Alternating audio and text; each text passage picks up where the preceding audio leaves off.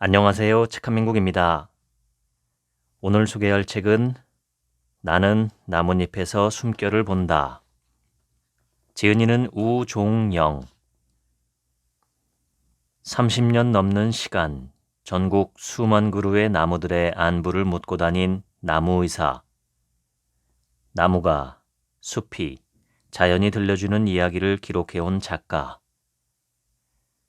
어려서 천문학자를 꿈꾸었지만 색약 판정을 받고 꿈을 포기했다.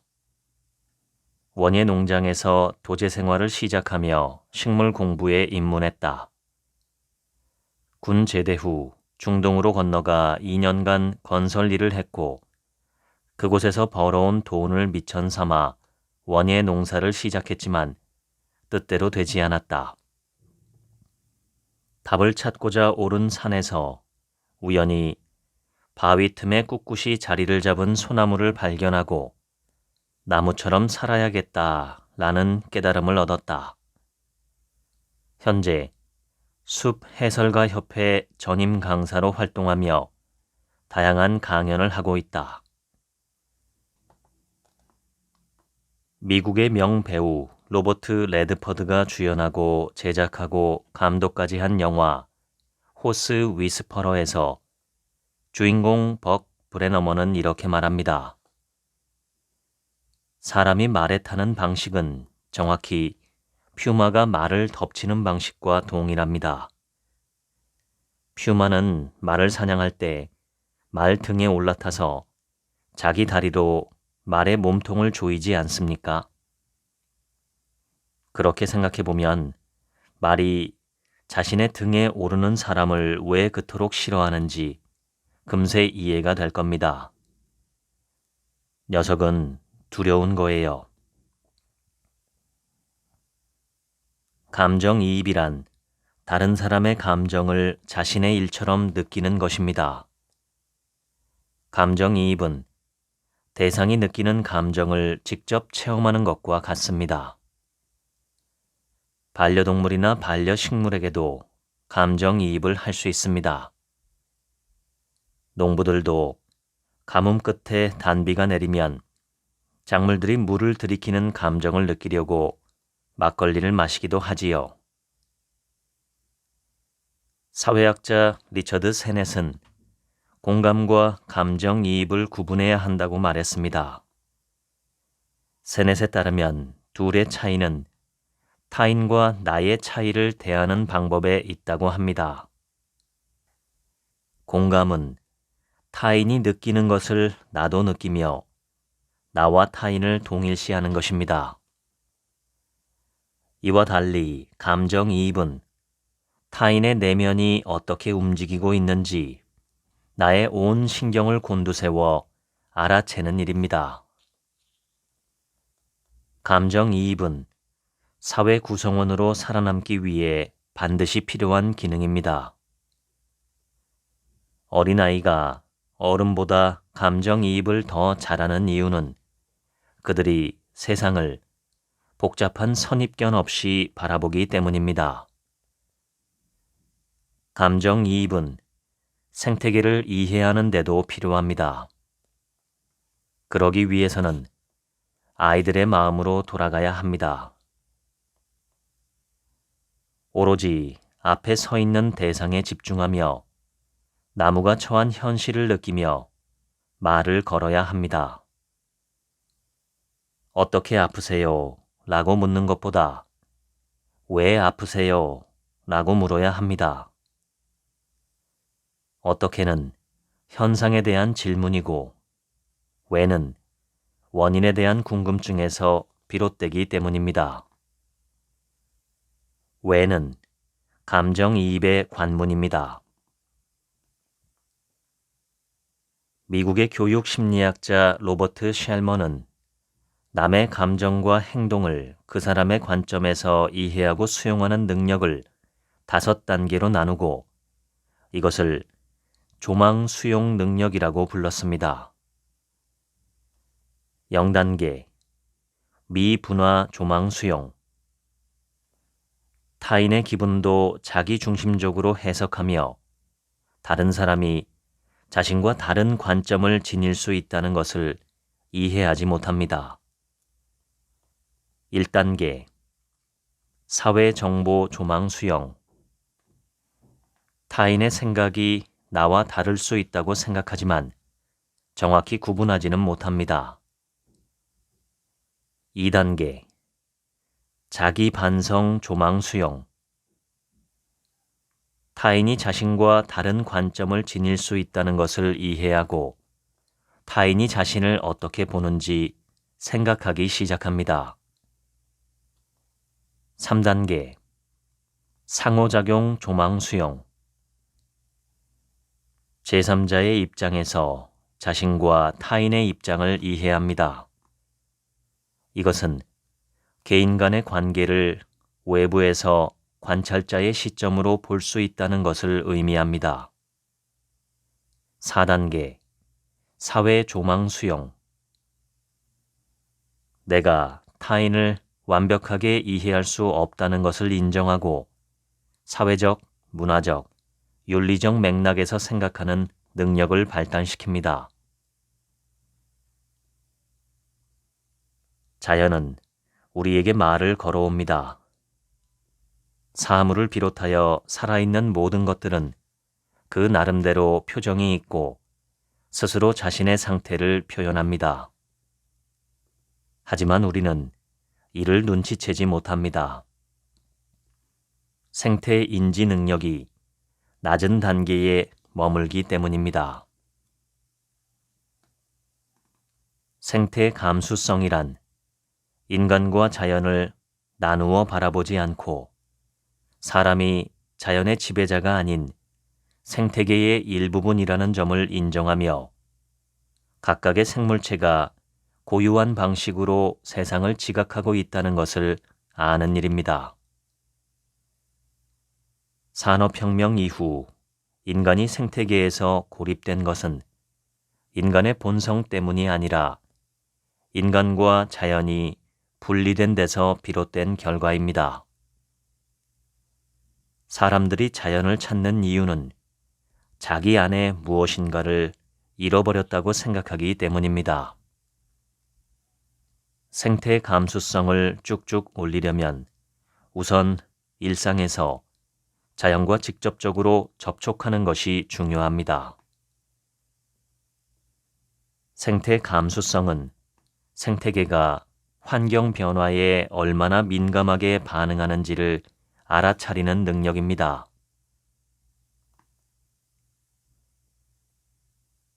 커다란 떡갈나무 한 그루가 들판을 마주하고 있습니다. 밑동에는 동굴 같은 구멍이 파였고 가지에는 딱따구리가 쪼아서 생긴 구멍이 보이네요. 저녁이 되니 여우가 살금살금 와서 나무 밑동에서 하룻밤을 지내려는지 사방을 살펴봅니다. 여우는 가지 위까지 살펴볼 필요가 없습니다. 나무 위쪽은 여우의 움벨트 속에 존재하지 않기 때문입니다. 독일어 과 벨트의 합성어인 움벨트는 직역하면 주변 환경, 즉 나를 둘러싼 환경이나 각자가 경험하는 세상을 가리킵니다. 움벨트는 자기중심적 세계에 해당합니다. 자기중심적 세계란 단 하나의 시공간만이 존재하는 것이 아니라 생명체에 따라 수많은 시간과 공간이 존재한다는 뜻입니다. 동일한 환경 속에 살면서도 동시에 경험되는 세계는 없습니다. 각자가 독특한 움벨트 속에서 살아가기 때문입니다. 사람의 움벨트에서 떡갈나무는 어떻게 보일까요? 한국 사람들에게는 도토리묵이 떠오르겠지만 미국의 원주민들은 떡갈나무를 힘센 장수이자 식량의 근원으로서 숭배했습니다. 고대 로마 시대 켈트족의 종교인 드루이드교 성직자들은 떡갈나무를 영원히 머무는 곳으로 여기고 떡갈나무가 있는 숲에서 숭고한 의식을 치렀습니다. 움벨트라는 용어를 규정한 생태학자 야콥 폰 윅스퀼은 이렇게 말합니다. 떡갈나무는 많은 동물들이 살면서 100여 가지의 다양한 움벨트를 꾸리는 대상이 된다. 사람과 동물의 감각 기관을 비교해 보면 개는 사람보다 후각 기능이 1만 배 뛰어나고 매는 사람보다 4배에서 8배 더 멀리 볼 수 있으며 모기는 10m 떨어진 곳에서도 사람들이 나누는 대화 소리를 들을 수 있다고 합니다. 영장류를 제외한 대부분의 포유류는 색깔을 잘 구분하지 못하고 미생물들은 독특한 방법으로 주변을 인식합니다. 나무들은 세상을 어떻게 볼까요?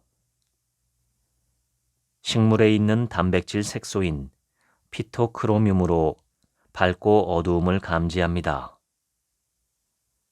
그렇다면 나무는 나를 어떻게 볼까요?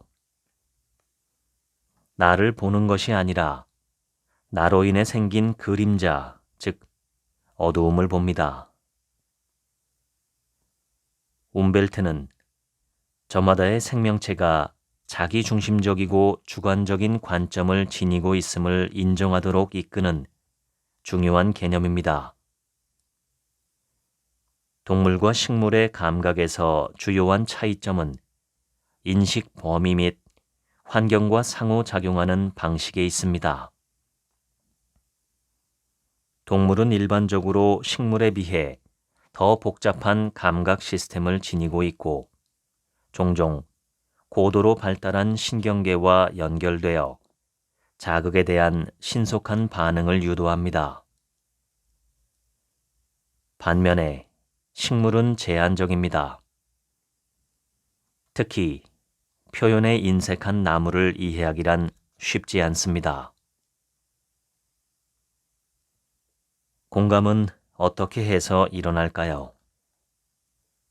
이탈리아의 신경과학자 집단이 원숭이를 대상으로 실험을 하는 도중 우연히 중요한 발견을 이루었습니다.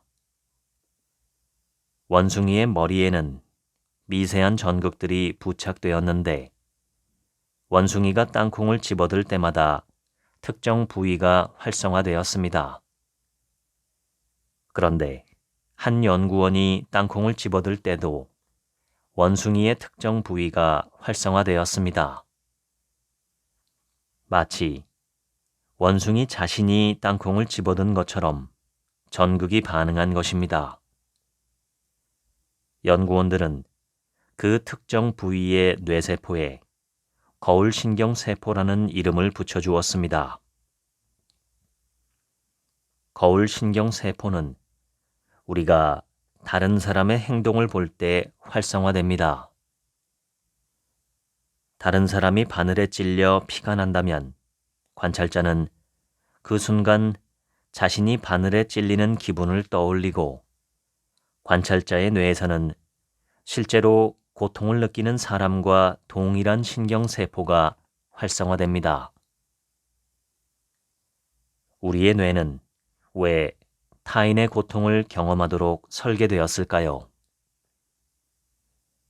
첫 번째 이유는 고통을 간접적으로 경험하게 함으로써 피해야 할 것을 알려주기 위함이고 두 번째 이유는 고통을 겪고 있는 당사자에게 도움을 주도록 동기를 부여하기 위함입니다.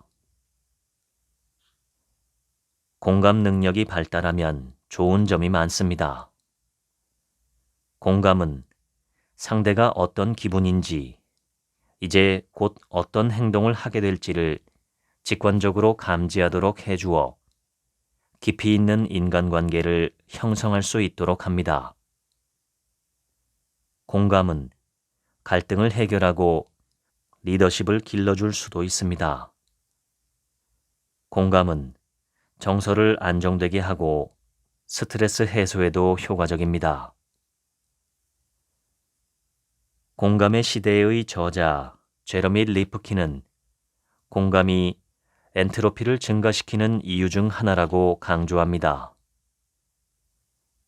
리프킨에 따르면 인간 사회의 핵심이 된 공감은 개인과 사회, 그리고 문화 전반의 에너지를 재분배하고 연결시키는 방식으로 작동하며 이 과정에서 더 많은 에너지가 소비되며 엔트로피가 증가합니다. 이것이 리프킨이 주장한 공감의 역설입니다. 다시 말해, 공감이 문명을 키우고 문명이 엔트로피를 증가시켰다는 것입니다. 제러미 리프킨은 공감의 역설을 해결하기 위해서는 더 높은 차원의 공감이 필요하다고 말합니다. 높은 차원의 공감이란 인류를 넘어 다른 생명체들에게까지 공감을 확장하는 것입니다. 교육심리학자 알피 콘은 경쟁과 그에 따르는 보상이 얼마나 해로운지를 연구했습니다. 그는 경쟁이 사람들에게 미치는 영향이 큰데도 경쟁에 별다른 주의를 기울이지 않는 현실을 지적합니다. 경쟁은 아기 때부터 시작됩니다. 경쟁의 사전적 정의는 같은 목적을 두고 이기려고 서로 겨루는 것입니다. 사회 통념상 경쟁이란 피할 수 없는 현실이며 인간 본성의 한 부분이라고 인식되어 왔습니다. 그런데 알피코는 이에 단호하게 아니라고 말합니다. 경쟁은 타고난 본성이 아니라 학습되는 현상이며 사회화 과정을 통해 강조되고 있을 뿐이라는 것입니다. 알피코는 경쟁을 그냥 받아들이면 인류는 끊임없는 고통 속에서 살 것이라 지적합니다. 대안은 무엇일까요? 알피코는 협력이라고 말합니다. 협력은 우리 사회는 물론이고 숲에서도 흔히 관찰됩니다. 나무는 움직일 수 없으므로 주위의 온갖 생물들과 협력해야 합니다. 꽃가루를 옮겨주는 벌, 나비와 협력해야 하고 새들이 좋아하는 열매를 만들어 씨앗을 멀리 퍼뜨려야 합니다. 땅속에서는 많은 미생물과 긴밀히 협력하며 필요한 것들을 주고받으며 삽니다. 협력은 자연 선택의 핵심 메커니즘이기도 합니다. 자연 선택이란 하나의 종이 환경 변화에 잘 적응할수록 후손을 남길 가능성이 높아진다는 생각을 전제로 합니다. 비슷한 말로 적자 생존이 있습니다.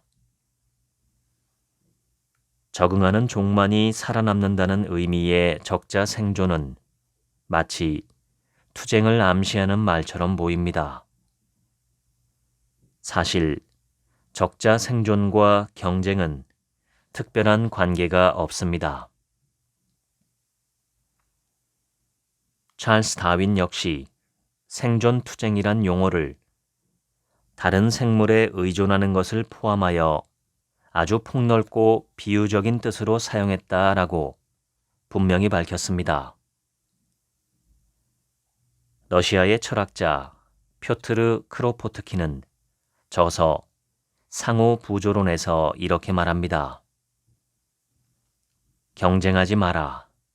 경쟁은 언제나 같은 종에 피해를 입힌다. 그리고 당신에겐 경쟁을 피할 수 있을 만큼 충분한 자원이 있다. 경쟁은 두 얼굴을 하고 있습니다. 경쟁은 더 나은 성과를 위해 노력하게 만들며 도전 의지를 불태우게 하고 우리의 성장 가능성을 높여줍니다. 반면 과도한 경쟁은 불안감을 조장하고 인간관계를 파괴하며 스트레스를 일으켜 심리적 건강을 악화시킬 수도 있습니다. 모든 상황을 경쟁으로 바라보는 태도는 협력적인 관계 구축을 방해하고 사회적 연결망을 약화시킵니다. 협력에 바탕을 둔 경쟁을 하지 않으면 모두 패자가 됩니다. 알피 콘은 경쟁은 실제 존재하지도 않는 결핍을 만들어 경쟁을 조장한다 라고 말합니다. 그는 경쟁이 협력보다 더 나은 결과를 가져오지 않으며 사람들 사이의 관계를 파괴하고 스트레스와 불안을 키운다고 지적하며 이 둘 사이의 조화를 강조합니다. 일란성 쌍둥이도 서로 다른 환경에서 자라면 외모는 물론이고 성격까지도 차이가 난다고 합니다. 다름은 차이에서 비롯됩니다. 우리는 다양성으로 가득 찬 세상에 살고 있습니다. 나란 무엇인가의 저자 히라노 게이치로에 따르면 나는 하나가 아니고 상대에 따라 변하기 때문에 하나라고 볼 수 없으며 내가 교류하고 있는 타자의 숫자만큼이 바로 나입니다. 즉, 관계에 따라 나타나는 다양한 모습이 바로 나라는 것이지요. 결국 개인은 타자와의 상호작용에서 생겨난다는 것입니다. 히라노 게이치로는 나란 나눌 수 없는 개인이 아니라 여러 개의 나로 이루어졌으므로 분인이라고 표현했습니다. 개인이 아니라 분할 가능한 분인이라는 것이지요. 다양한 생태계는 환경 변화와 교란에 대응하는 능력이 더 뛰어납니다. 유전적으로 다양성이 클수록 질병과 해충에 대한 저항력이 강해지며 미래의 진화적 적응을 위한 자원을 제공하여 지구상에 살고 있는 생명체의 장기적인 생존을 보장하기도 합니다. 생물 다양성은 단순히 생물이 많은 것을 의미하는 것이 아니라 얼마나 다른 종들이 함께 사느냐를 가리킵니다. 히라노 게이치로는 한 사람을 죽이는 행위는 그 사람의 주변, 나아가 그 주변에서부터 무한히 뻗어나가는 분인끼리의 연결을 파괴하는 짓이다 라고 말했습니다. 문학평론가 신형철은 히라노 게이치로의 말 덕분에 비로소 죽음을 세는 법을 알게 됐다라고 했습니다. 나는 여러 개의 나로 이루어졌고 여러 개의 나는 모두 연결되어 있으므로 나와 다른 생명을 죽이는 행위는 모두 나에게로 향한다는 사실을 알게 된 것이지요.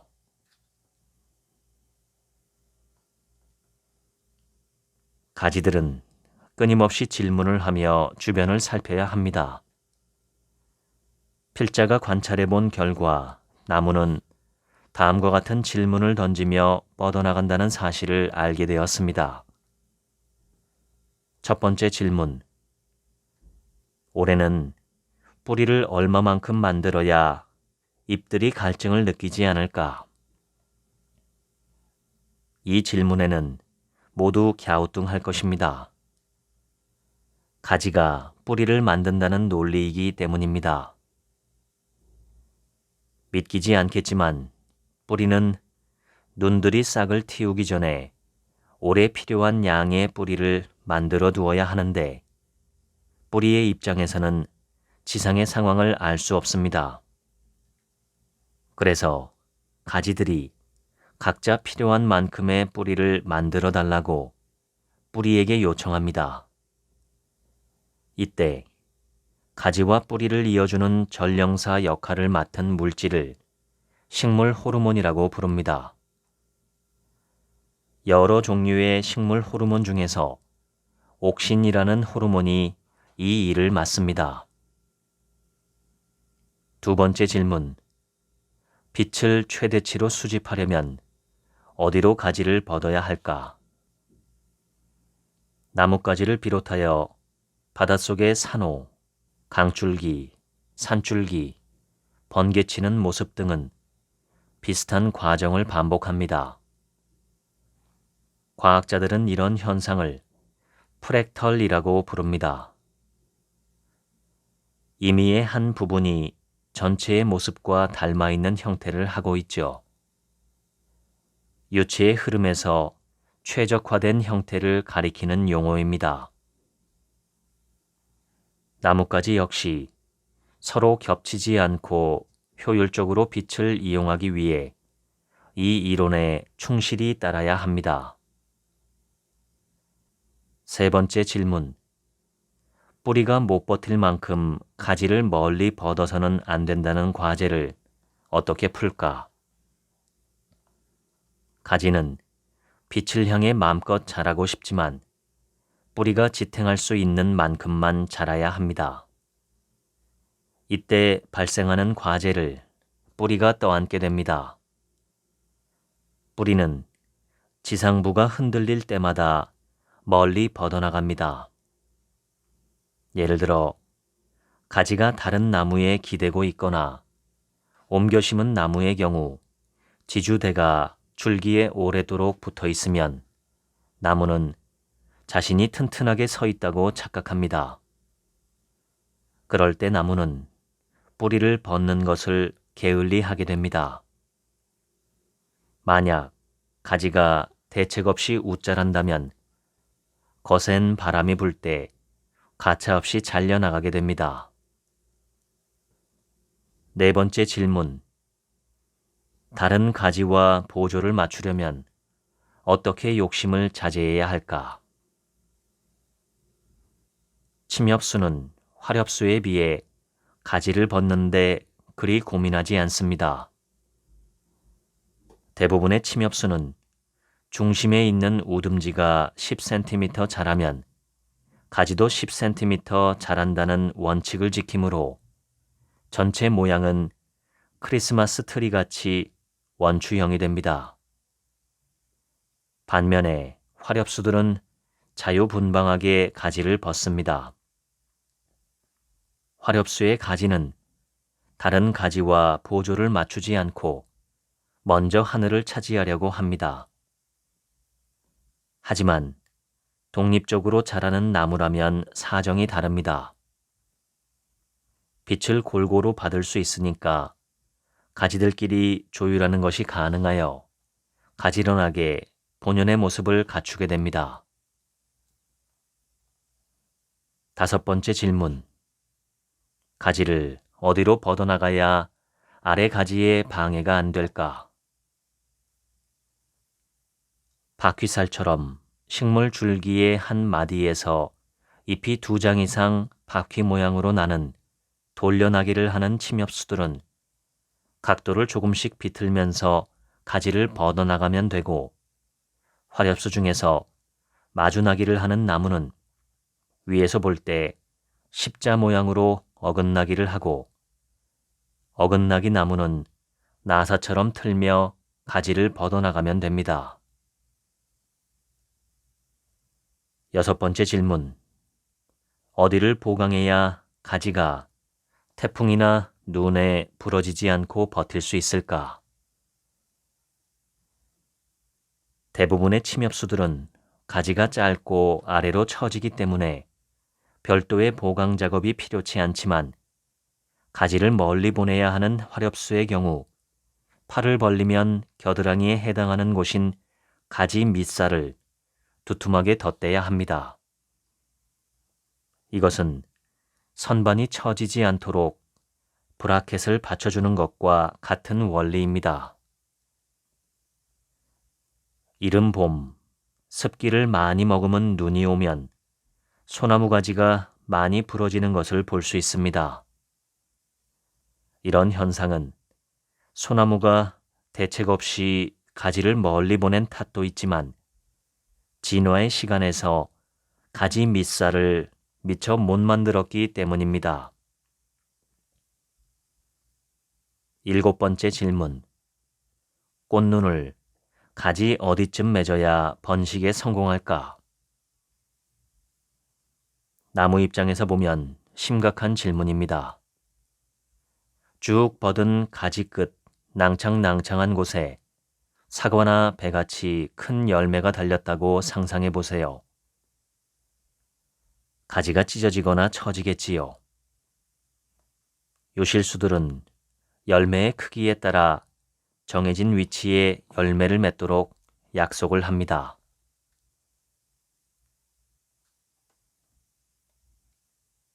식물의 역사를 살펴보면 바다에서 살던 조류들이 최초로 육지에 올라와 가장 시급했던 일은 물 구하기였을 것입니다. 그들은 땅속에 물이 있다는 것을 발견하고 몸의 일부를 아래로 뻗었겠지요. 그러고는 지상부에 어떻게 물을 전해줄지 고민한 끝에 조류들은 대단한 발견을 이루게 됩니다. 이때 개발한 것이 관입니다. 관 다발의 진화는 식물들을 하늘로 솟구쳐 오르게 했습니다. 에너지를 사용하지 않고 물리 법칙만으로 중력을 거스르며 물을 잎까지 다다를 수 있게 한 것입니다.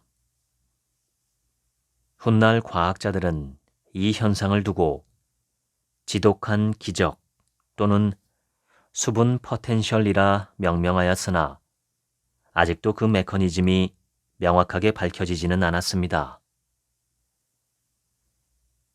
물이 뿌리를 출발해서 잎까지 다다르려면 나무의 관은 미세한 굵기로 이루어져야 합니다.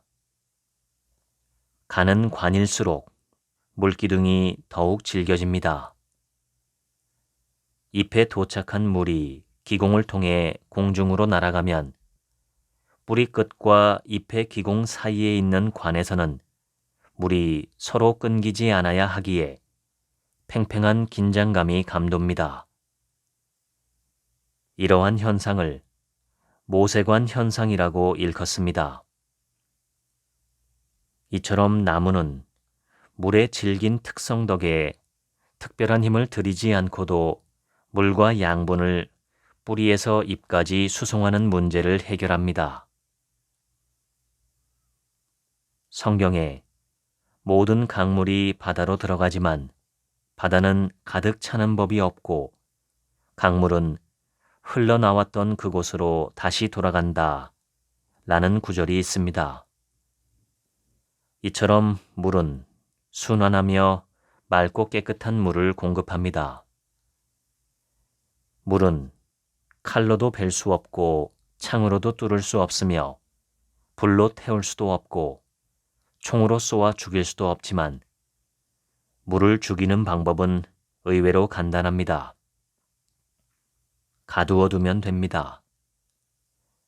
가두면 썩으면서 쓸모없는 물이 됩니다. 우리가 10달 동안 자란 엄마 배 속의 양수 성분이 바닷물의 성분과 같습니다. 인류의 머나먼 조상도 물고기였다고 합니다. 그래서 인간의 체액이나 양수가 바닷물의 성분과 같은 것입니다. 다만 인간의 몸속 염분의 농도가 0.9%인데 비해 해수의 농도는 3.5%입니다. 병원에서 쓰는 링거도 0.9%이고 신체 내에서 물이 포함된 모든 조직과 세포들의 수분도 0.9%의 체액 농도를 유지합니다. 인간의 체액은 눈물뿐만 아니라 심지어 땀과 콧물까지도 모두 짭니다. 그렇게 많은 물이 고여있는 지구의 바다가 썩지 않는 이유는 염분 때문이기도 하지만 쉬지 않고 흐르는 물의 성질 때문입니다. 열대지방에서 데워진 물이 북극지방으로 이동하며 열을 방출하고 식은 물은 심해로 가라앉으며 다시 열대지방으로 이동하며 물은 순환을 거듭합니다. 이 순환은 전 지구적으로 기후를 적절하게 섞어줍니다. 곤충은 머리, 가슴, 배로 나뉘며 다리 세 쌍과 날개 두 쌍으로 이루어져 있습니다. 곤충의 형태는 한마디로 괴상하면서도 발랄하게 생겼습니다. 곤충이 괴상하면서도 발랄하게 생긴 것은 다 이유가 있습니다. 곤충들은 먼저 자신이 속한 종을 재생산해야 합니다. 그렇게 하기 위해서는 잡아먹히는 것을 피해 살아남아야 하고 성적으로 성숙해질 때까지 끊임없이 먹고 성장해야 합니다. 이 임무를 성공적으로 완수하기 위해 곤충들에게는 다른 동물이 상상할 수 없는 독특한 전략이 있습니다. 첫째, 곤충은 크기가 작습니다. 여차하면 숨기에도 좋고 도망치기에도 편리하며 하나의 식물에서도 다양하게 구역을 나누어 살아갈 수 있습니다. 곤충의 크기가 작은 이유는 체적과 표면적의 비율과 관련이 있습니다. 크기가 커질수록 곤충은 열과 물질을 교환하기 어렵습니다. 또한 곤충은 허파가 따로 없어서 신체 외부에 있는 기공을 통해 내부로 산소를 전달해야 하는데 크기가 커지면 효율성이 떨어져 질식할 수도 있습니다. 그 외에도 곤충의 외골격은 딱딱한 키틴질이라는 물질로 덮여 있어서 크기가 커지면 외골격의 무게가 빠르게 증가하여 자신의 무게를 지탱하기 어려워지므로 몸집이 커지는 일을 경계하게 됩니다. 둘째, 곤충은 그 숫자가 많습니다. 지구상의 생물체 중에서 단연 1등입니다. 동물 120만 종 중 80만 종을 곤충이 차지할 정도로 존재감이 대단합니다. 지구상에 존재하는 곤충의 총 무게는 인간의 17배 정도이고 개미의 무게만으로도 인류 전체의 무게와 맞먹습니다. 그래도 아직 밝혀지지 않은 종이 많다고 합니다. 셋째, 곤충은 탈바꿈, 즉 변태를 합니다. 유충과 성충은 서로 다른 환경과 먹이를 이용함으로써 경쟁을 최소화하고 생존 기회를 높입니다. 일부 곤충은 갖춘 탈바꿈, 즉 완전 변태를 하여 유충에서 성충으로 크게 변모하며 일부는 안 갖춘 탈바꿈, 즉 불완전 변태를 거쳐 점차 성충의 형태로 성장해 갑니다. 갖춘 탈바꿈을 할 경우 유충과 성충의 모습은 놀라울 정도로 다른데 이와 같은 변태의 과정은 유충과 성충이 먹이와 서식 장소를 놓고 서로 경쟁하지 않아도 된다는 이점이 있습니다. 넷째, 곤충은 환경 변화에 빠르게 적응할 수 있는 능력을 지니고 있습니다.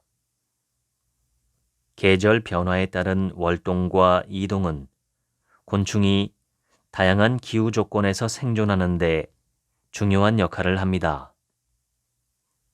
특히 온대지방에 서식하는 곤충들의 경우 추운 겨울을 어떻게 이겨낼 수 있는지가 관건입니다.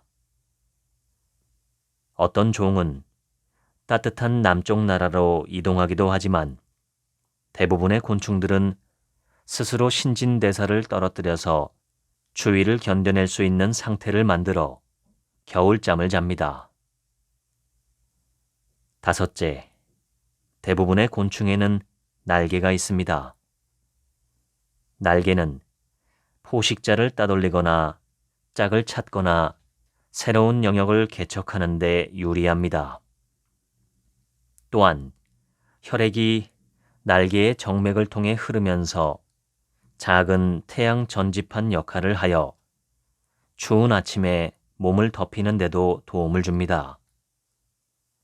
그 외에도 날개의 다양한 색상과 패턴이 짝짓기에 도움을 주기도 하고 보호색이나 경계색으로 변용하여 생존율을 높여주기도 합니다. 여섯째, 곤충은 특수한 몸의 구조와 행동을 통해 자신을 보호합니다.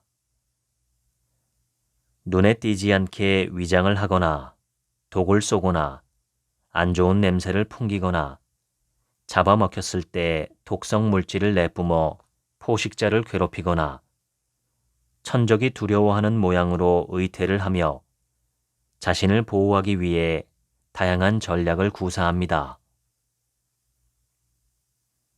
곤충은 생태계에서 매우 중요한 역할을 합니다. 먼저 식물과 밀접한 관계를 맺어 꽃의 수분을 돕습니다. 또한 많은 동물들에게 중요한 먹이원이 되어 생태계 내에서 포식자와 피식자의 관계를 형성하기도 합니다. 일부는 분해자로 작용하여 죽은 동물과 식물의 사체를 분해해 영양분을 토양에 되돌려주는 역할도 합니다. 곤충은 동물 중에서도 앞서 언급했던 세 가지 임무를 가장 충실하게 따르는 종족일 것입니다. 이들이 살아서 제 역할을 다하는 동안 인류도 안전할 것이라고 믿습니다. 만약 1만 킬로미터를 달려야 하는 고속도로에 휴게소가 딱 하나 있는데 그곳이 문을 닫고 없어졌다면 어떤 기분이 들까요? 세계에서 가장 먼 거리를 이동하는 철새의 이동 경로가 확인되어 화제가 된 적이 있습니다. 도요새의 일부 종은 가을에 시베리아를 떠나 한국의 서해안 갯벌에서 잠시 쉰 다음 호주나 뉴질랜드로 날아가 겨울을 나고 이듬해 봄이 되면 다시 시베리아로 돌아갑니다. 그중 몸무게가 250g 정도 나가는 큰 뒷부리 도요는 뉴질랜드에서 출발해 일주일간 먹지도 자지도 않으며 쉬지 않고 비행한 끝에 우리나라에 도착한다고 합니다. 이들이 도착할 즈음이면 몸무게는 반으로 줄고 뼈와 가죽만 남은 상태로 겨우 살아있는 모양새가 됩니다. 잠시 쉬고 다시 시베리아로 떠나려면 충분한 휴식을 취하고 영양을 보충해야 하는데 그러기 위해서는 서해안에 갯벌만한 곳이 없습니다. 갯벌은 영양가가 풍부한 먹이가 아주 많은 곳이지요. 갯벌은 강과 바다가 달의 힘을 빌려 만든 것입니다. 밀물 때는 물에 잠기고 썰물 때는 물 밖으로 드러나며 모래나 점토의 미세한 입자가 쌓이는 것입니다. 갯벌은 생물 다양성의 보고입니다. 시인 한민복은 갯벌에 두 발을 담그고는 말랑말랑한 힘이야말로 새로운 생명을 싹틔우는 힘이라고 했습니다. 온갖 미생물에서부터 갯지렁이, 바지락, 낙지 등 수많은 연체 동물과 갑각류, 어류 등이 갯벌 생태계를 이룹니다. 갯벌은 수많은 해양 식물의 서식처이자 산란처로서 바다 생태계를 지탱하고 유지하는 데에도 큰 역할을 합니다. 매년 300여 종, 100만 마리 이상의 철새가 우리나라의 갯벌을 찾습니다. 또한 갯벌은 오염물질을 정화하는 기능을 합니다. 갯벌은 바다의 허파입니다. 갯벌에서는 저서성 규조류가 빛 에너지를 이용하여 무기물에서 유기물을 생산합니다. 이 과정에서 저서성 규조류는 이산화탄소를 소비하면서 바다에 산소를 공급합니다. 또한 갯벌은 자연재해를 막아줍니다. 홍수에 따른 급속한 물의 흐름을 완화하고 저장하는 역할을 하며 물을 장기간에 걸쳐 조금씩 흘려보냅니다. 해일과 해안 침식을 자연적으로 완충하는 역할을 하여 연안 도시를 보호합니다. 갯벌은 탄소를 저장하는 역할도 합니다. 바다는 지구 온난화를 막는 탄소 흡수원으로서 최근 삼림보다 더 주목받고 있습니다. 갯벌에는 미세 조류가 삽니다.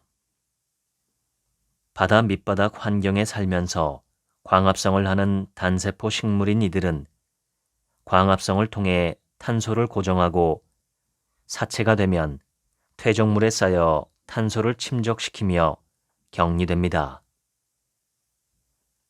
해양 생물의 탄소 흡수 기능을 일컬어 블루 카본이라 합니다.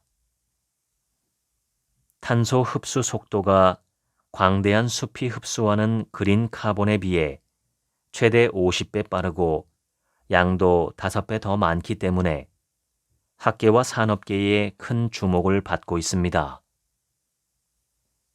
전 지구 생태계 면적의 0.3%에 불과하지만 자연의 정화조이자 지구의 허파 역할을 맡는 갯벌의 생태적 가치는 숲의 10배, 농경지의 100배에 달한다는 내용이 담겨 있습니다.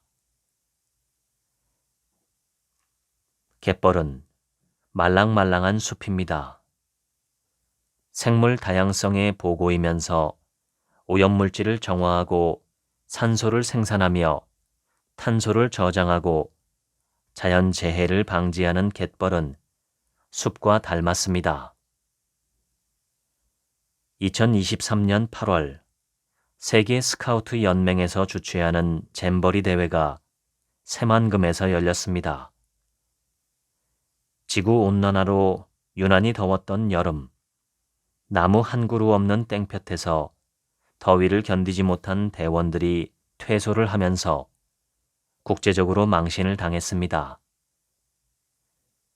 대회장은 새만금에서도 유명한 해창 갯벌을 축구장 1150개에 해당하는 250만 평이나 매립한 곳입니다. 그러니까 잼버리 대회는 숲의 나무를 잘라내고 축제를 벌인 일과 다를 바 없게 되었습니다. 철새들이 애타게 찾던 휴게소도 더불어 사라졌습니다. 환경 문제에 관한 대책을 세우기 위해 설립된 국제적인 비영리단체 로마 클럽에서 1972년 성장의 한계라는 보고서를 출간했습니다. 이 보고서는 미래의 인류 사회가 직면할 위기를 예측하고 예방하기 위한 목적으로 작성된 것입니다. 이 프로젝트에 참여한 세 사람은 각기 성격이 달랐습니다. 인간에 대한 깊은 애정을 지닌 낙관주의자이자 세계적인 환경학자인 도넬라 메도즈는 인간의 손에 올바른 정보만 쥐어준다면 인간이 생태계의 위기를 구해낼 수 있다고 믿었습니다. 한편 기후 에너지 문제에 관한 저명한 권위자인 요르겐 랜더스는 도넬라의 의견에 회의적이었습니다. 인간은 죽을 때까지 소비, 고용, 재산 증식과 같은 단기적인 이익만을 추구하므로 결국 위기에서 벗어나는 시간을 놓치고 말 것이라고 예언했습니다. MIT의 시스템 과학자인 데니즈 메도즈는 중간 입장이었습니다. 그는 적절한 조치만 취해진다면 최악의 상황은 피할 수 있을 것이라고 내다봤습니다. 성장의 한계가 출간된 지 50여 년이 지난 지금은 어떤가요? 현재 우리가 처해 있는 현실은 불행하게도 요르겐 랜더스의 예언에 맞아떨어졌습니다. 산업사회의 소비 지향성이 일종의 자기 파괴적인 수단으로 치닫고 있으니까요. 산업혁명 이후 자본주의는 경쟁을 추구하는 인간의 본성을 바탕으로 발전했습니다. 자본이 축적되자 사람들은 더 많은 상품을 소비하고 싶어 했고, 자본가들은 이에 질세라 노동자와 자연을 착취하며 더 많은 생산을 요구했습니다. 결국 우리는 대량 생산과 대량 소비라는 악순환의 고리 속에서 멈출 줄 모르는 성장 중독증에 걸리게 되었습니다. 이것이 인간의 본성일까요? 이것이 모든 것을 바꾼다의 저자 나오미 클라인은 지구 온난화의 주역은 탄소가 아니라 자본주의라고 잘라 말합니다. 클라인은 왜곡된 경제 시스템을 뜯어 고쳐야 한다고 강조합니다.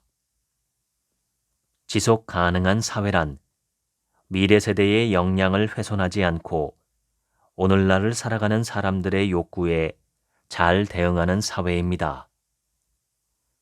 자원의 한계를 극복하며 지속 가능한 번영을 이루는 것은 스스로를 제어할 때만 가능합니다. 다음은 유발 하라리가 사피엔스 4부작을 탈고하면서 과학 철학이 없는 물리의 법칙이 난무하는 세상을 표현한 문장입니다. 우리의 기술은 카누에서 갤리선과 증기선을 거쳐 우주 왕복선으로 발전해 왔지만 우리가 어디로 가고 있는지는 아무도 모른다. 과거 어느 때보다 강력한 힘을 떨치면서도 이 힘으로 무엇을 할 것인지에 대해서는 생각이 거의 없다. 그 결과 우리의 친구인 동물과 주위 생태계를 황폐하게 만든다. 이보다 더 위험한 존재가 또 있을까? 지금까지 나는 나뭇잎에서 숨결을 본다 읽어드렸습니다. 지금부턴 제 얘기입니다. 예전에 제가 동일한 저자의 책 나는 나무처럼 살고 싶다를 소개해드린 적이 있었는데 오늘 읽어드린 책은 같은 저자의 책이 맞나 싶을 정도로 예전의 책보다 다양하고 풍성한 주제를 깊이 있게 다루고 있습니다. 이 책의 주제어를 하나만 선택하라면 저는 생태계를 선택하겠습니다. 생태계는 생물과 무생물을 포함하고 지구 환경 전체를 포함하는 개념입니다. 인간을 포함한 모든 동물과 식물은 이 생태계에서 태어났는데 그중 인간만이 마치 부모와도 같은 지구 환경 생태계를 파괴하고 있습니다. 오늘 이 책의 내용 중에 가장 기억에 남는 내용은 로마 클럽에서 1972년 발간한 성장의 한계라는 보고서의 3명 저자 이야기입니다. 그중 한 명은 인간은 올바른 정보만 손에 쥐어준다면 생태계 위기를 구해낼 것이라고 예측했고, 다른 한 명은 인간은 죽을 때까지 단기적인 이익만을 추구하므로 결국 위기에서 벗어나지 못할 것이라고 예측했고, 나머지 한 명은 중도적인 입장에서 적절한 조치만 취해진다면 최악의 상황은 피할 수 있을 것이라고 예측했습니다. 그리고 저자는 50년이 지난 현재를 본다면 비관적인 예측이 맞아떨어지고 있다라고 판단합니다. 인간이 깨어나지 않으면 우리의 미래는 없습니다. 저는 얼마 전에 보았던 영화 돈 룩업이라는 영화가 생각났습니다. 레오나르도 디카프리오가 주연한 영화인데 줄거리는 아주 단순합니다. 천문학자들이 지구를 멸망시킬 거대 혜성을 발견하고 정부에 알렸지만 탐욕과 무지로 인해 어영부영하다가 기회를 놓치고 결국 지구 생태계가 멸망한다는 내용입니다. 인류는 지구상 유일무이하게 이성적 사고의 능력을 갖춘 동물이지만 이러한 인류가 지구를 망가뜨리고 있다는 것은 정말 아이러니합니다. 엄밀히 말해 인류와 지구를 망가뜨리는 것은 이성이 아니라 탐욕과 무지와 감정적 사고입니다. 마치 사악한 범죄 집단의 우두머리가 똑똑한 엘리트들을 고용해서 거대한 범죄를 저지르듯이 인류의 탐욕과 미숙한 감정과 지혜롭지 못한 정신은 이성적 능력을 욕망을 채우는 앞잡이로만 활용합니다. 현재의 인간과 인류를 이끌어가고 있는 것은 동물적 본능과 욕구입니다. 그래서 서로 빼앗고 싶어하고 서로 죽이고 싶어하고 끊임없이 전쟁을 일으키고 약탈합니다. 국제적인 큰 그림에서뿐만이 아니라 우리의 일상생활에서도 인간은 끊임없이 이기적인 욕망과 경쟁을 추구하며 살아갑니다. 저를 포함한 우리 모두가 그렇습니다. 이성적인 인간으로 살아가는 것, 지구 생태계 전체의 가치를 인식하고 행동하는 것, 생물학적으로 살아있는 모든 것과 살아있지 않은 모든 것이 사실은 하나로 연결되어 있기에 어느 한 부분이라도 끊어지면 전체 사슬이 끊어짐을 인식하는 것. 이렇게 인식을 확장하고 보다 넓은 시각으로 나와 세상을 바라보는 것만이 인류의 미래를 보장하고 지구 생태계의 멸망을 막을 수 있는 길이라고 생각합니다. 지금까지 책 한 민국의 하루치 생각이었습니다. 들어주셔서 감사합니다.